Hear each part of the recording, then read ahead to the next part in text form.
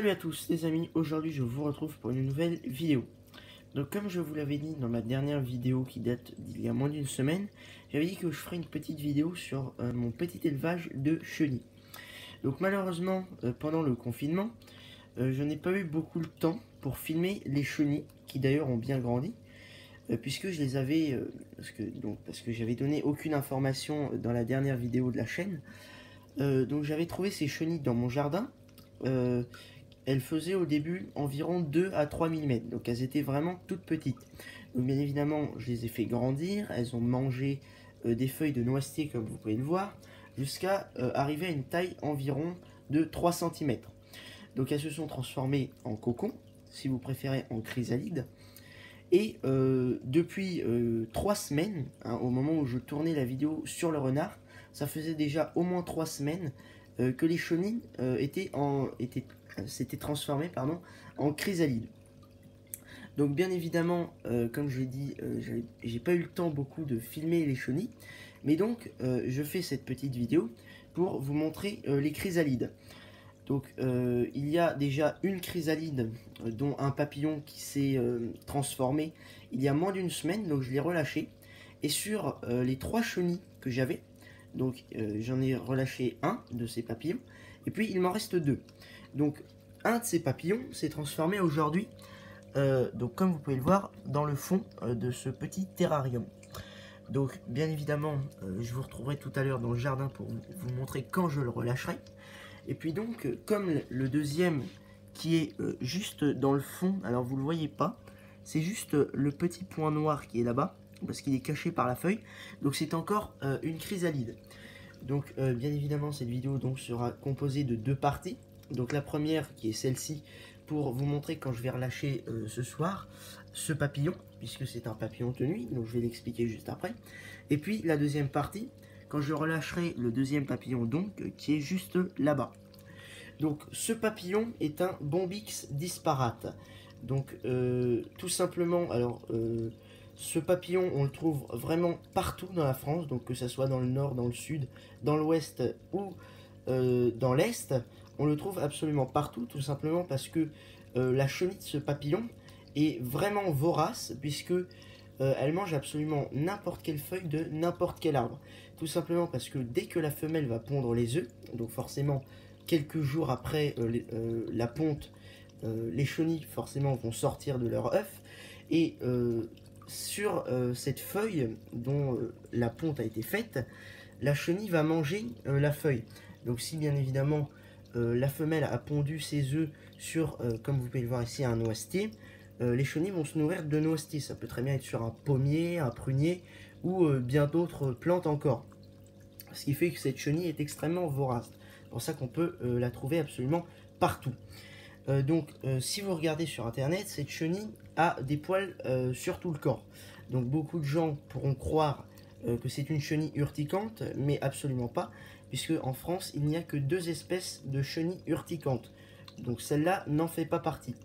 Bien évidemment je l'ai prise sur mes mains, elle ne piquait absolument pas, elle n'était pas urticante. Comme vous pouvez le voir, le papillon est juste au fond. Donc c'est un papillon de nuit, puisque, alors comment je le sais, donc déjà je vais enlever la cloche, doucement, espérons que le papillon ne s'envole pas.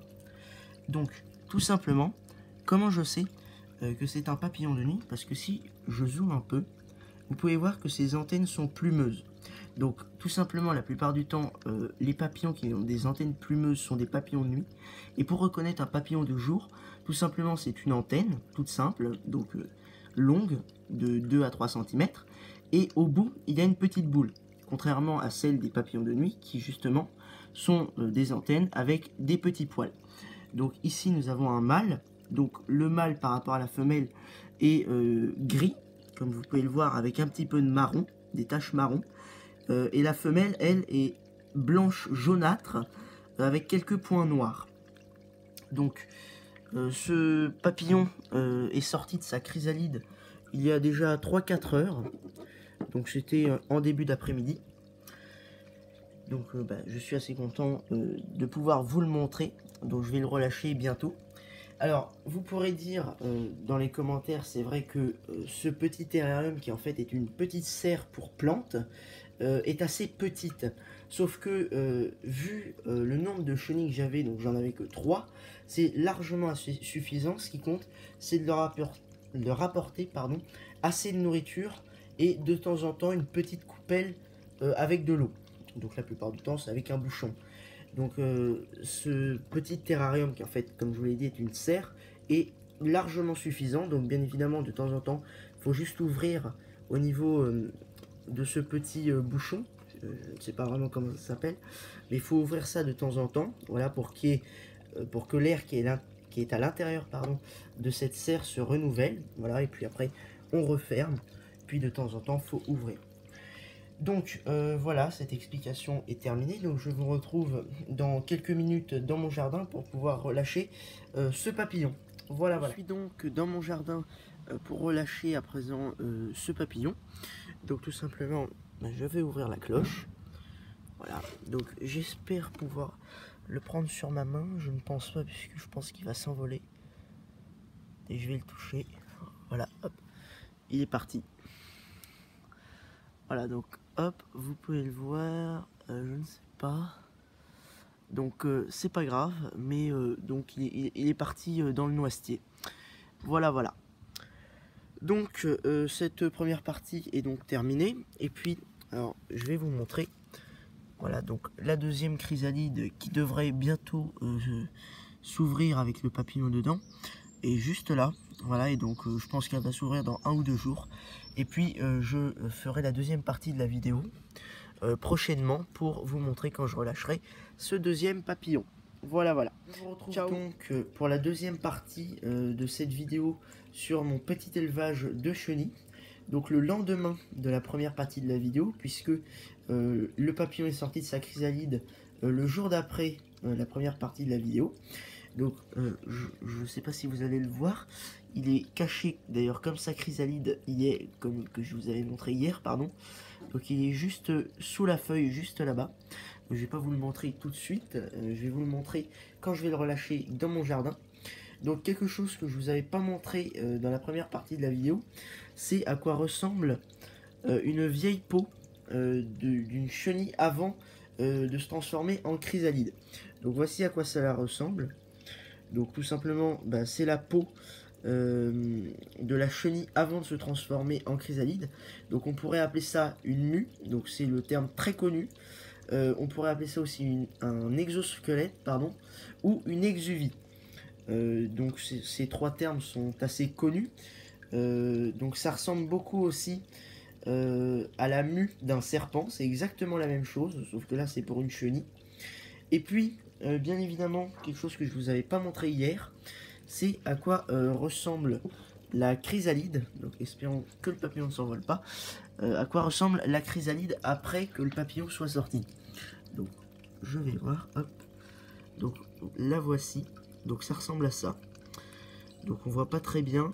On voit que elle est ouverte puisque le papillon est sorti, mais bon, on voit pas très bien. Donc voilà, je vous retrouve dans quelques minutes dans mon jardin pour relâcher mon papillon. Me voici donc dans mon jardin pour relâcher mon papillon en compagnie de mon chat.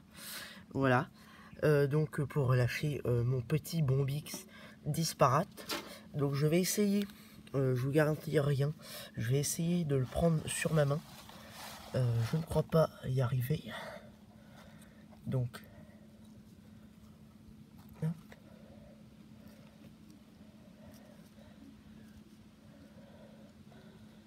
Bien.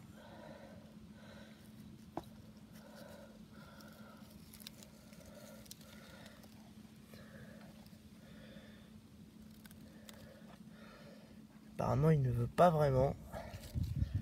Non. Voilà, hop, il s'est envolé. Donc, d'ailleurs, il vient de se poser. Je vais pouvoir aller vous le montrer. Donc, je coupe et je vous le montre tout de suite. Donc, comme vous avez pu le voir, le papillon s'est envolé. Donc, il s'était posé sur cette branche. Et figurez-vous que j'ai réussi à l'attraper. Donc, le voici. Donc, vous pouvez voir qui est en forme. Voilà, donc malheureusement le focus ne se fait pas puisque la nuit est en train de tomber malheureusement. Donc vous ne voyez pas très bien, c'est pour ça que c'est un peu flou. Donc j'en suis désolé. Voilà, donc hop, je vais le relâcher. Hop là. Donc voilà, donc vous avez pu voir donc que le papillon s'est envolé, parce que quelquefois il arrive que après que le papillon soit sorti de sa chrysalide, il n'arrive pas à voler. Heureusement, comme d'ailleurs celui d'hier dans la première partie de la vidéo. Donc heureusement, comme celui d'hier, il a réussi à s'envoler. Donc voilà, cette vidéo est terminée, donc j'espère qu'elle vous aura plu. Mais avant, bien évidemment, de la terminer, voilà, je vous donne une petite information. Donc dans 1 ou 2 semaines, je ne sais pas encore, je vous ferai une vidéo sur mon bon vieux système aquaponique, qui a bientôt 2 ans, puisque je l'ai construit en août 2018. Donc là, il a un peu plus d'1 an et demi. Donc tout se passe bien pour l'instant, donc j'espère pouvoir vous le montrer dans ma prochaine vidéo. Sinon, j'espère que cette vidéo vous aura plu. Je vous retrouve dans une prochaine vidéo et je vous dis ciao.